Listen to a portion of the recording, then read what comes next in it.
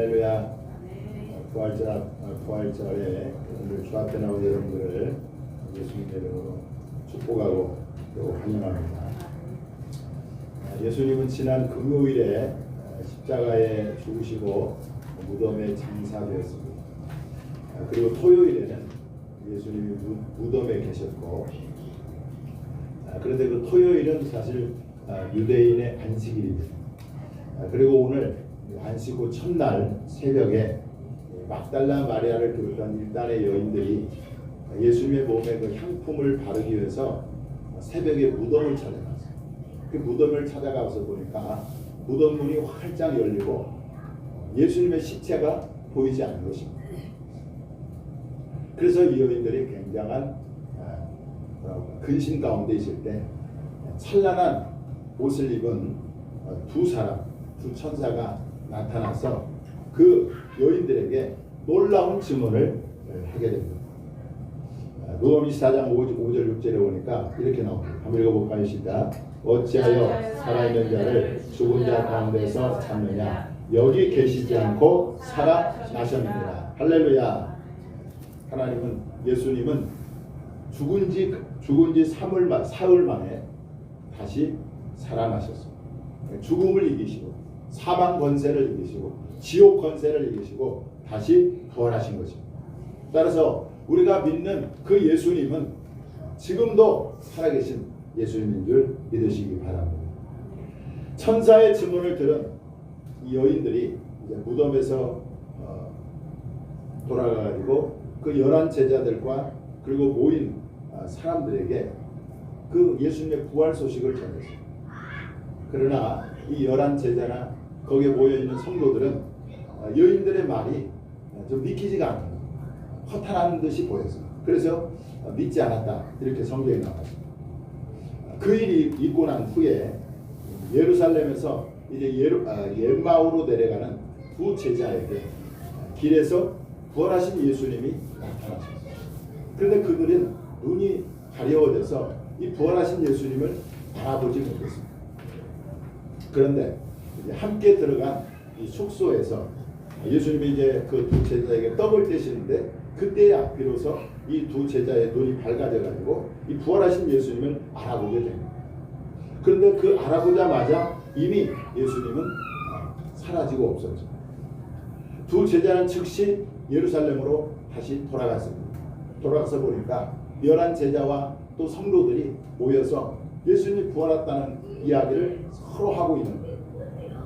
그때 이 두 제자도 자신들이 길에서 만난 부활하신 예수님을 증언하고 있습니다. 누가복음 24장 35절에 보니까 한번 읽어볼까요? 시작. 두 사람도 길에서 된 일과 예수께서 떡을 떼심으로 자기들에게 알려주신 것을 말하더라. 자, 이렇게 두 제자가 우리도 길에서 부활하신 예수님을 만났다, 이렇게 말을 하고 있을 때 바로 오늘 본문이 시작되는 거죠. 오늘 본문 36절에 이 말을 할 때에 예수께서 친히 그들 가운데 서서 이르시되 너에게 평강이 있을지어다 하시니. 우리는 이 36절에서 세 가지 정도의 교훈을 얻을 수 있습니다. 첫째는 부활하신 예수님이 어디에 오셨냐는 거예요.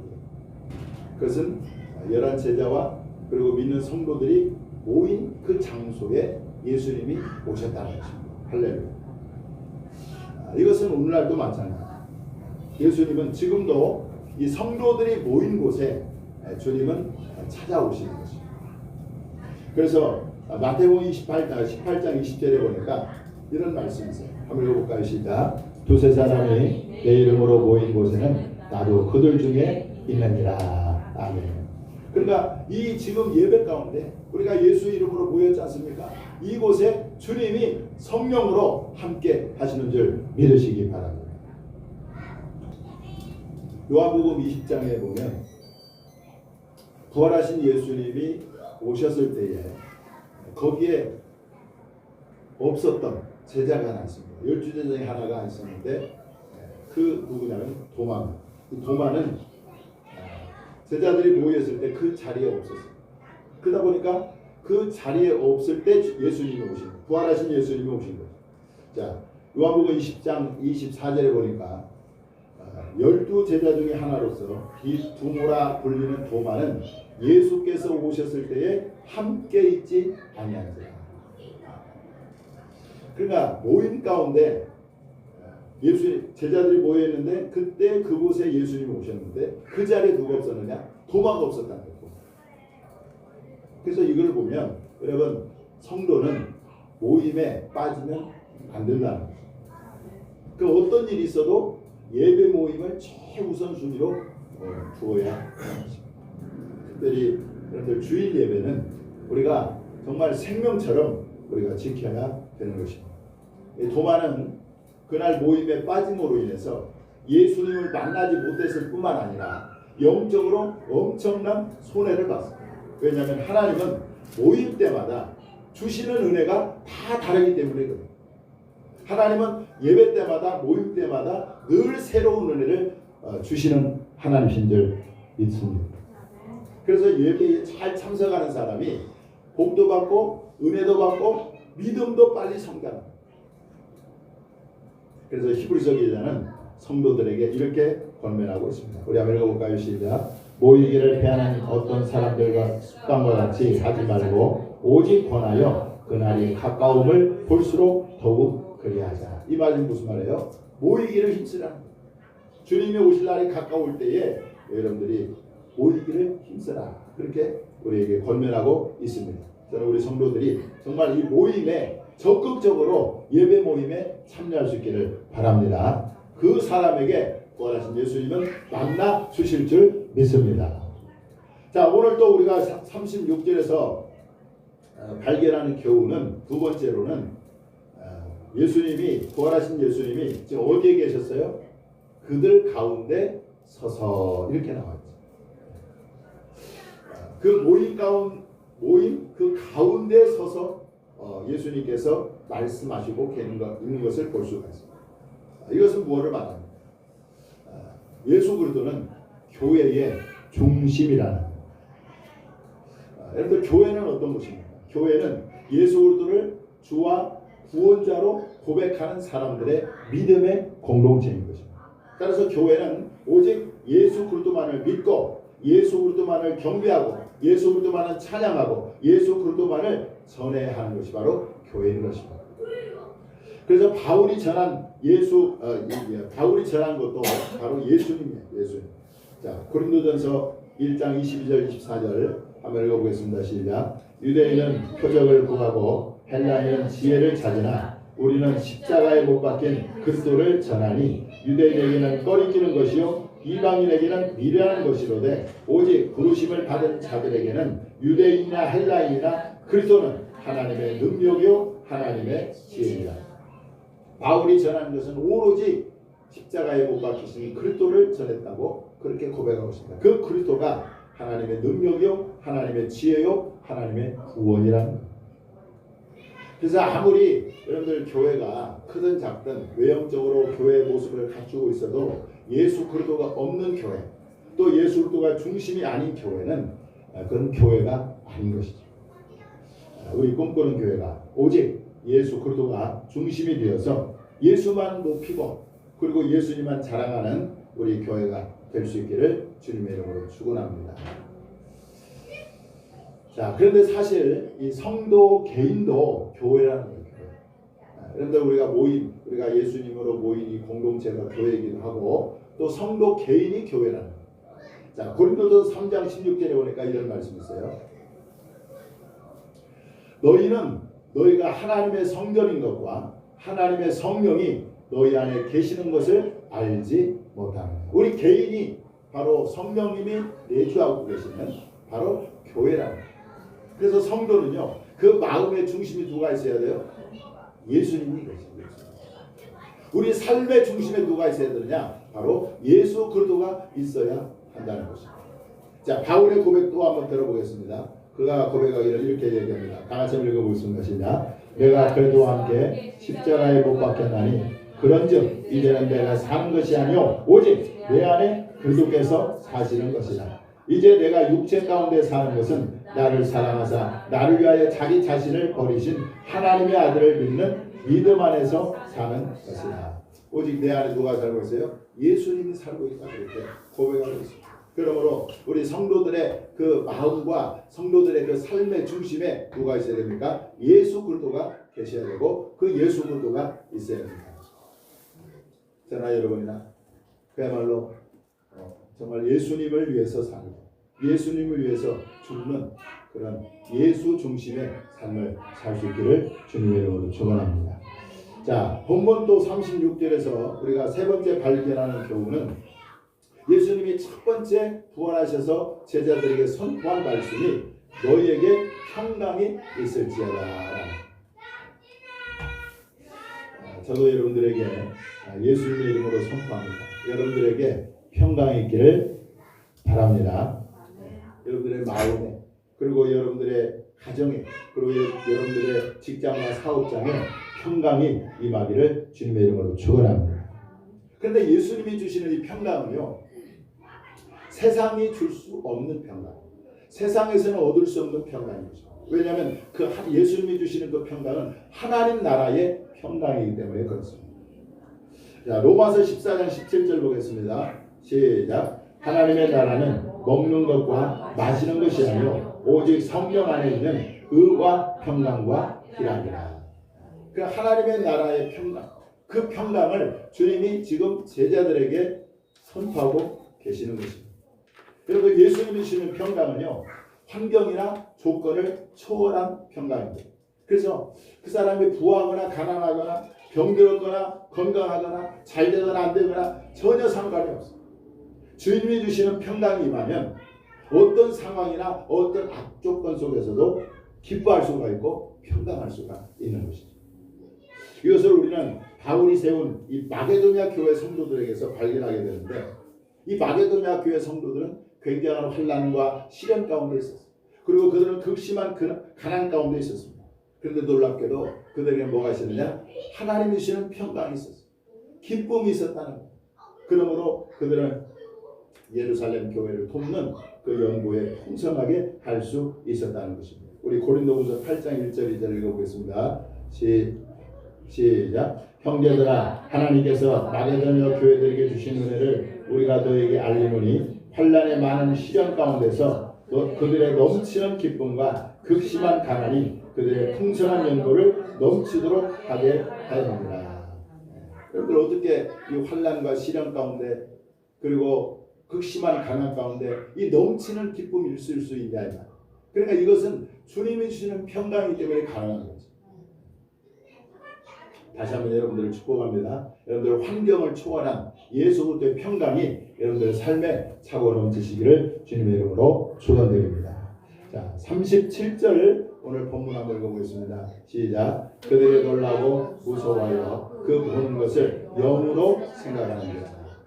자, 부활하신 예수님을 본 제자들의 첫 반응이 뭐냐면 보고 놀라고 무서워했다. 이렇게 합니다.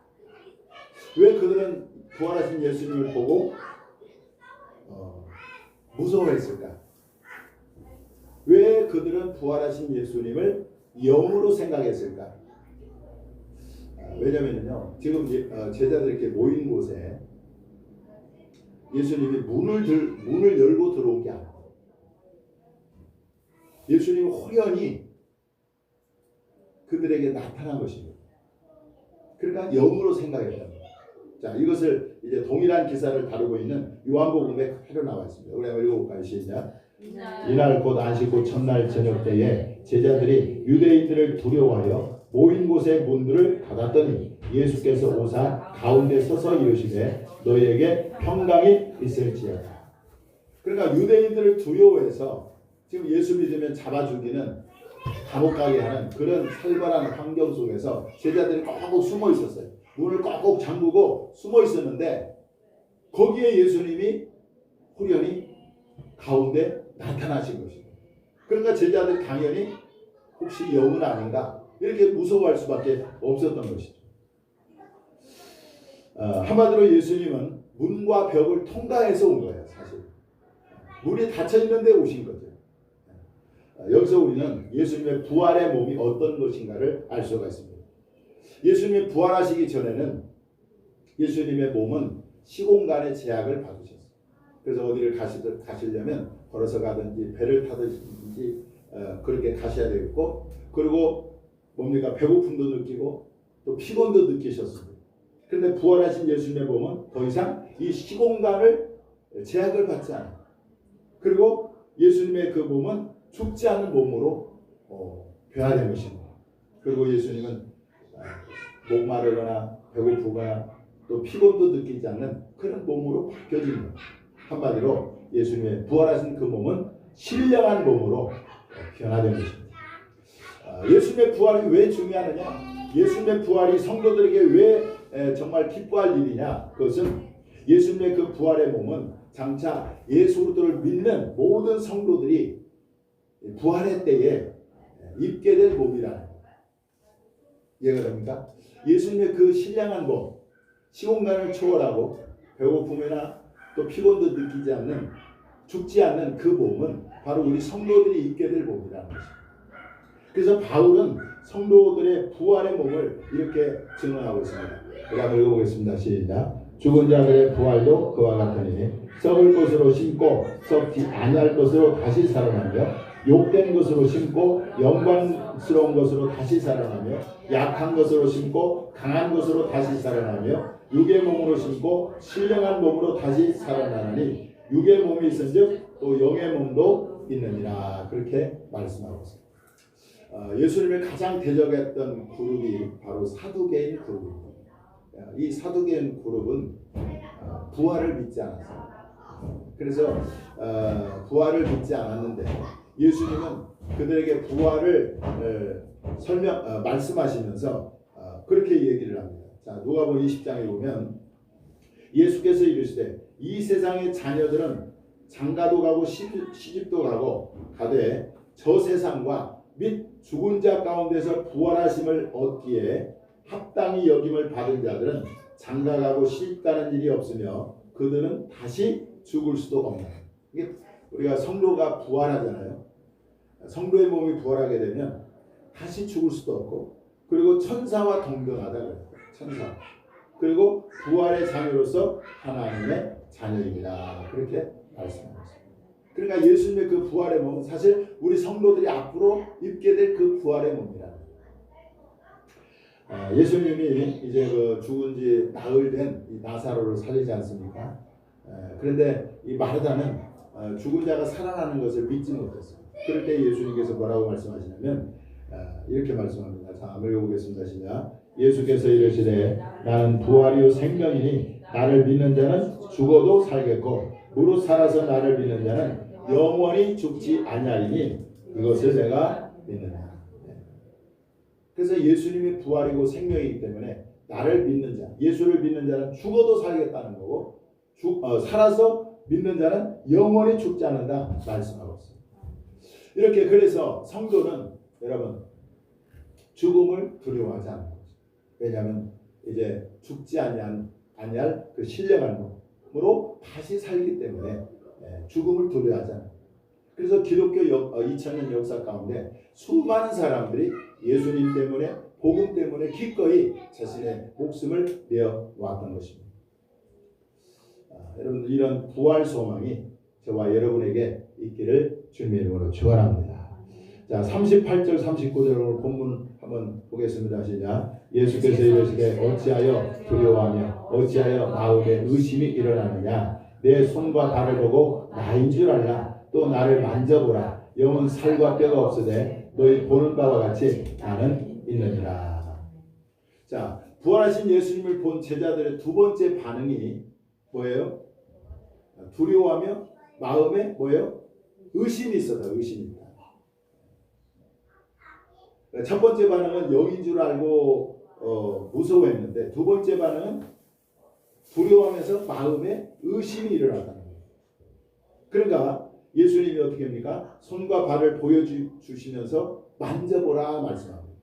그리고 예수님이 영이라고 생각하니까 무서워하니까 이제 영은 살과 뼈가 없는데 나는 있다 이렇게 말씀하시면서 그들에게 안심을 시키는 장면이 나오죠.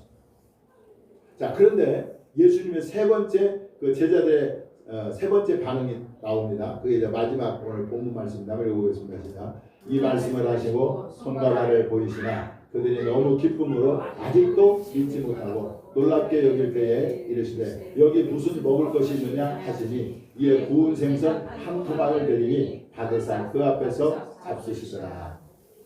자, 예수님이 손과 발을 보여주고 그리고 그것도 못 믿으니까 이제 한번 만져봐라. 그것도 못 믿으니까 어떻게 해요? 그 앞에 있는 생선을 달라고 해서 직접 드시면서 예수님의 부활을 지금 말씀하고 있는 거죠. 자, 여러분들 여기서 우리는 이 제자들의 모습을 보잖아요. 12 제자나 당시 성도들이 이걸 보면 그렇게 대단한 사람들이 아니라는 거예요.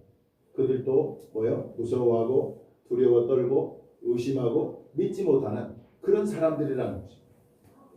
어디서 많이 보지 않습니까? 바로 우리들의 모습인 거죠.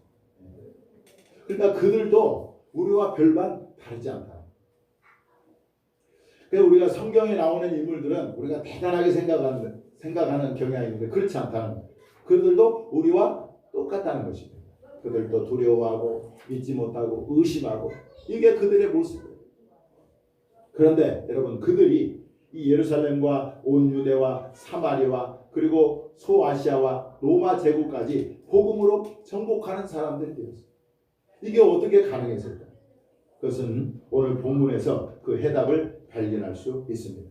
여러분 의심하고 믿지 않는 이 제자들에게 끊임없이 예수님께서 뭐죠? 증거를 제시하시고 그리고 그들을 이해시키고 그리고 설득시키는 그 예수 그리스도를 발견할 수 있습니다.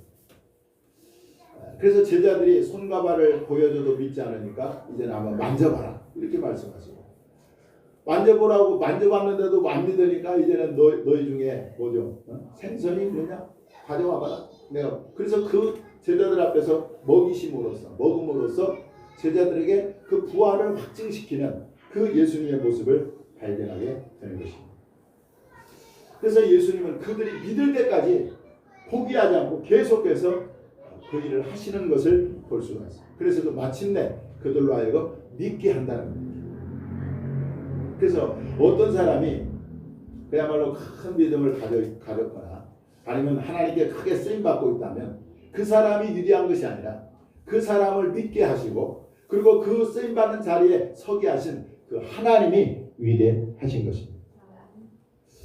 또 혹시 여러분 중에 하나님을 의심하거나 예수 그리스도를 믿지 못하는 분이 있다면 괜찮습니다. 하나님은 여러분들에게 믿을 수 있는 증거를 보여주실 것입니다. 그리고 믿게 하실 거예요. 그리고 여러분들도 마찬가지예요. 내가 정말 주님 믿지 못하겠고 믿음이 없고 내가 의심이 듭니다. 하나님 나에게 믿을 수 있는 증거를 보여주시옵소서. 기도하십시오. 하나님께서 반드시 믿을 만한 증거를 보여주실 줄 믿습니다. 자, 손과 발을 직접 만져보고 본 이 제자들은 예수님의 부활을 어떻게 했을까요? 확신했죠. 아니, 생선을 자기들 앞에서 먹는 걸 보면서 예수님이 영이 아니라 몸과 뼈가 있는 살아있는 분이구나, 살아셨구나, 이걸 그들은 확신했다는 거예요. 저와 여러분들 기독교는 체험의 종교입니다.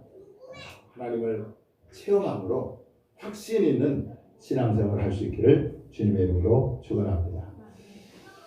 자, 여러분들 이 부활하신 예수님이 제자들에게 나타나신 것은 사실 다시 오실 예수님의 재림을 예표하고 있다고 할 수가 있습니다. 오늘 부활하신 예수님은 제자들에게 어떻게 나타났어요? 호련히 나타났어요. 호련히, 갑자기 전혀 예상치 않을 때에 오셨고 갑자기 오셨어요. 호련히 오셨어요. 근데 예수님의 재림도 그렇게 그와 같다는 것입니다.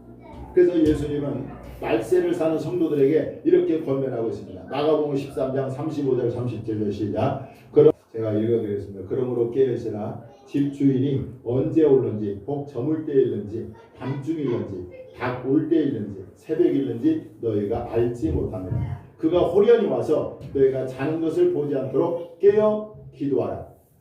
내가 너에게 하는 이 모든 말은 모든 사람에게 하는 말입니다. 그렇게 말씀합니다. 그러니까 주님이 언제 오실지 몰라. 밤중일지 아니면 새벽일지 아니면 한밤중일지 모르기 때문에 그가 호련히 와서 너희가 자는 것을 보지 않도록 하라. 깨어있으라 주님이 말씀하고 있습니다. 그러므로 우리 성도는 주님이 언제 호련히 갑자기 오실지 모르기 때문에 우리는 늘 믿음을 가지고 깨어 있어야 될 줄 믿습니다. 자, 그런데 이 부활하신 예수님이 오셨을 때 제자들이 무서워하고 두려워하기만 한 것이 아니라 어떻게 했어요? 41절에 보면 제자들이 어떻게 해요? 예수님을 보고 너무 기쁨으로, 너무 기쁨으로. 여러분, 예수님의 재림은 성도들에게 있어서 큰 기쁨의 날이 될 것이다.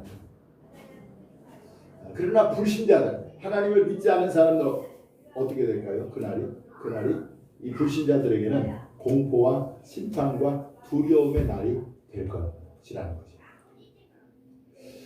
그래서 저와 여러분이 정말 예수님의 재림이 기쁨의 날이 될 수 있도록 이 땅에 사는 동안 예수님을 잘 믿는 저와 여러분이 될 수 있기를 주님의 이름으로 축원합니다. 기도하겠습니다.